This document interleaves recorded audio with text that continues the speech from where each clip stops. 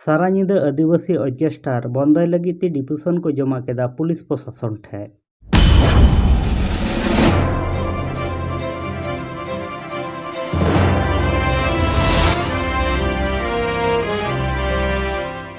सानाम को जोहार गे इंगे सैलन सैलन और आपे पे नेले ताबना माय सांताली मीडिया यूट्यूब चैनल आलिया वीडियो अडिगान दिसम रेन हड़ को नेलदा मेनखान 96% हड़ नित धाबी आलिया यूट्यूब चैनल बांको सब्सक्राइब का तालिया सानाम बाते कोटे गे नेहर ताहन कना आलिया माय सांताली मीडिया यूट्यूब चैनल दो सब्सक्राइब दोहाय ताबन पे नोका गे नावा नावा सांताली इनफॉरमेशन वीडियो नेल लगित ते सारा नींदा आदिवासी ऑर्केस्ट्रार बंदय लगित ते आउसग्राम थाना रे पंडित रघुनाथ मुर्मू आदिवासी छात्र संगठन सेत खन विक्षोभ मिचिल साथे डिपुशन को जमा केदा नोटिस रे ओका को ऑल मेना थोड़ा गानी पढ़ाओ आंजम पे लगी to the i.c ausgram p.s ausgram पूर्व बर्धमान वेस्ट बेंगल सब्जेक्ट 7/11/2011 तारीख एवं भविष्य सारारात्रिक बेपिक आदिवासी ऑर्केस्ट्रार बंदर जन्य आवेदन माननीय महाशय आपनार निकट आमादेर विनीत निवेदन এই যে আমরা पंडित रघुनाथ मुर्मू आदिवासी छात्र संगठन पक्ष থেকে আপনাকে জানানো যাইতেছে যে আউসগ্রাম থানার অন্তর্গত 2 নম্বর 2 পঞ্চায়েত যাদবনগর গ্রাম 7/11/2021 তারিখ সারারাত্রিক বেপিক সান্তালি অর্কেস্ট্রার এর আয়োজন করা হয়েছে। এই সমস্ত রাত্রি বেপিক অর্কেস্ট্রার করার ফলে আমাদের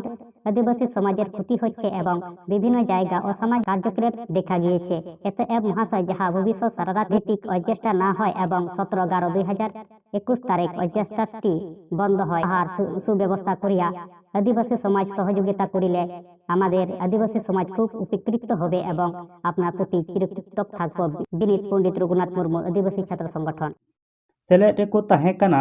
कोसागोरा महाविद्यालय शाखा सभापति रघुनाथ मर्डी साथे सह सभापति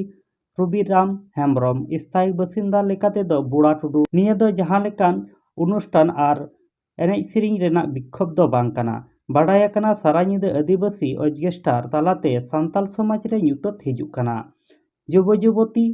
पुड़वा जुब समाज रेहों सुशिक्षित ताला रेहों ताड़ाम डहार रे ᱧᱩᱛᱟᱹᱛ हिजुग काना। जिला पुलिस डीएसपी आईन और संकलन सौर चौधरी मेन केदाय विक्षोभकारी से को जहां लेकाना